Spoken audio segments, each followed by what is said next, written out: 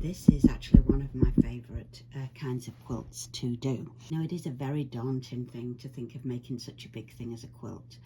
So I'm going to show you this one block, and I'll show you some pictures of quilts that I've made using the log cabin block. But I'll also tell you that you could just make one block or two blocks and put a border around it and just turn your first project into a bag or something.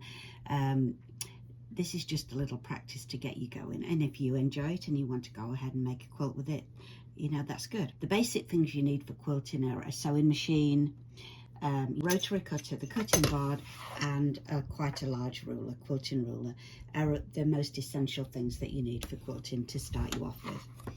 So just here in this little section, I'm actually just going to cut a strip for my log cabin quilt. So for this quilt, I'm making 2-inch strips. When they're all sewn together, they'll be 1.5 inches wide because you use a 1/4 inch seam, so that's just the way everything works out. I've already cut some other strips. This one starts in the center with a 2-inch strip, and as it goes around, it just gets bigger and longer. And at the end, I will give you the measurements that you need to cut the fabric. So what you'll do is you want your fabric to be straight on your mat. You'll want the fold to be along this line here to make sure that it's all square. And then you line up 2 inches on your ruler.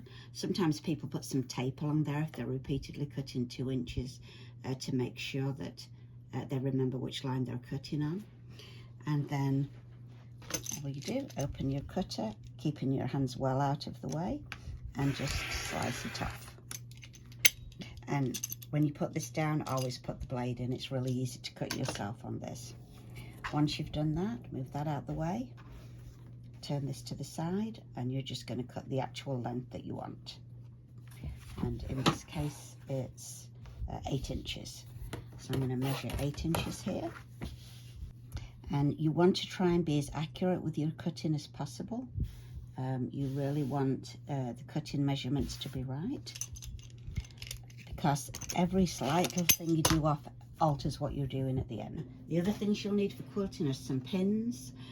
Quilting needs long and fine pins. But I'm going to cut the rest of these pieces, and then I'll go on and I will show you some how to put them together. One thing I always use is a little bumper to start sewing with. So this is just a piece of waste material, and it just means that I don't have knots on the back of my sewing. And one thing that most quilters do is chain sew. So we're not actually starting the log cabin yet. I'm just going to show you what that means. So what you'll do is you'll sew a lot of pieces at once. So these are just 2.5 inch squares that I'm not actually going to use for anything. I've put them right sides together, and I'm just going to run them through the machine. Now I have my machine on 1/4 inch. This machine actually is always on 1/4 inch. It's just made that way. Most machines aren't. Whatever machine you have or you buy to sew with, you will have to look in the instructions and see how you get to sew a 1/4 inch seam, and then set your machine up. And you can, if you're inexperienced, you can get little seam guides and things to put along your machine that'll help you out if you're not very confident about that. When you start quilting, generally speaking, you'll have your fabrics in a pile. You'll pick one up and you'll just sew it through, and then you'll pick the next one up. It's funny how when you're demonstrating something, all your fabric always sticks together and doesn't behave nicely. And then you'll sew it through. And you'll have all your pieces in a pile, and you'll just go on and on like that throughout the sewing process. Now I'm not going to show you sewing like that today because I'm just demonstrating on one log cabin block, which means we'll have to keep on taking off my piece each time so that I can show you how to do it.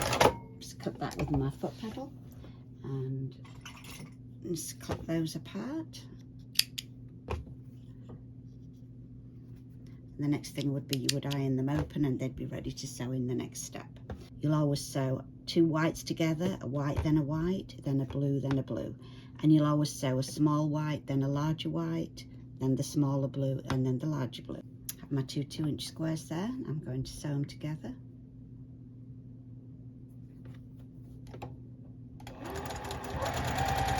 And again, you want to try and be as accurate as you can. So in this case, each time I do it, I'm going to have to just run my little piece of fabric through it.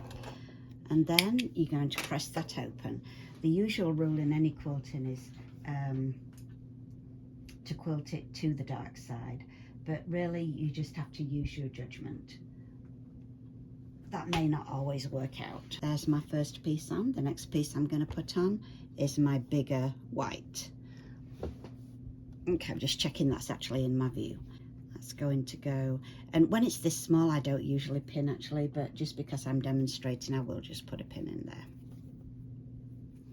So there's a difference of opinion on which side you sew the next seam on. I like to use the flat side. Some people like to look at the seam so they can see where the seam's going, but I can feel that that's going in the direction I want it to, so I'm not worried about that. And then I'm going to sew it down there.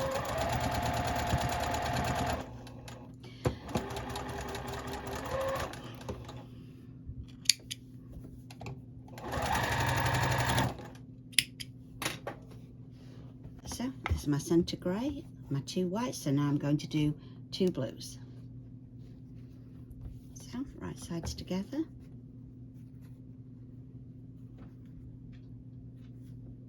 Put a pin in each corner. You don't ever want to sew over your pins when you're sewing on these sewing machines. They don't like it. My machine is actually a very strong machine, and when I was actually doing some quilting on it one day, I sewed over a safety pin and it just sewed straight through the safety pin head and kept on sewing, which reminded me that I need to be careful never to get my fingers in the way.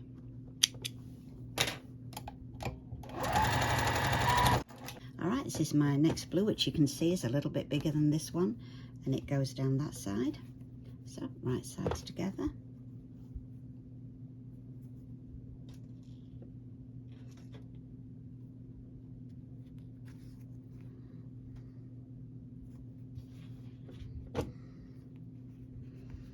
Let's check which way my seam's going. So these seams are actually going to go up when I sew this one. So if I wanted to, I could just put a pin there, but I can feel that they'll stay in place. So I want to make sure that these edges are carefully aligned.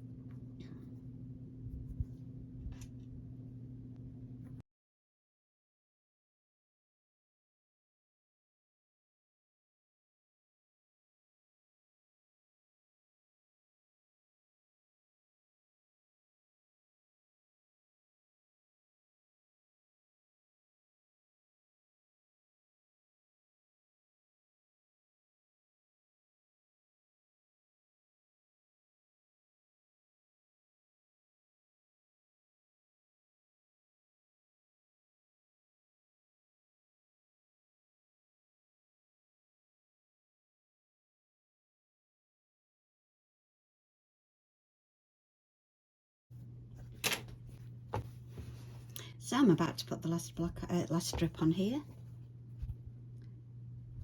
and then we'll have a look what the final result looks like.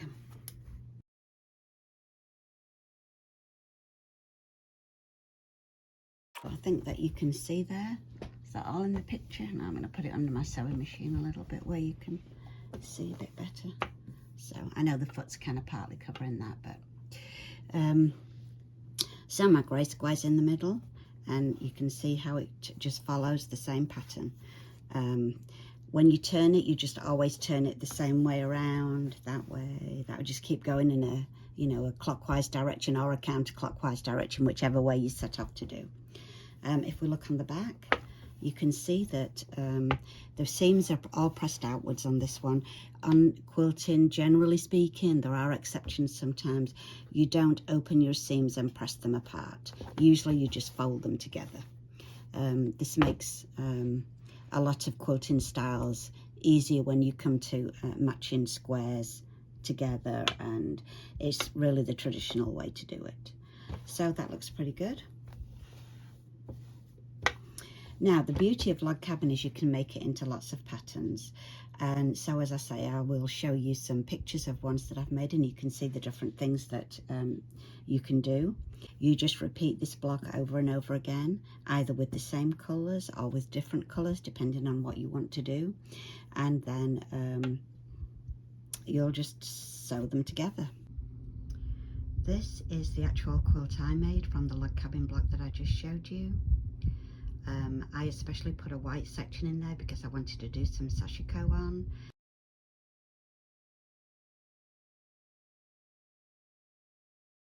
And I just stepped a little bit closer so that you can see that a little bit better. And if you're interested in Sashiko, I do have some simple Sashiko ideas on other videos that I've done.